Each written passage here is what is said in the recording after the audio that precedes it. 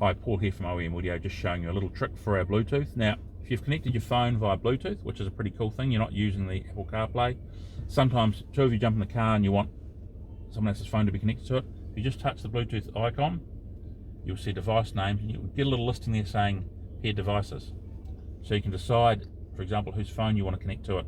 Perhaps you want Kyle's phone or my phone connected to it.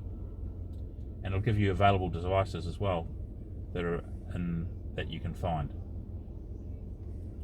So that's a fairly easy way to get, so you can have more than, you can decide basically who you want to connect to the phone when you go for a road trip with your new BTN 450. So any more videos, have a look on our YouTube channel, which you've obviously found already, or give us a call on 0508 636 283 or oemaudio.co.nz.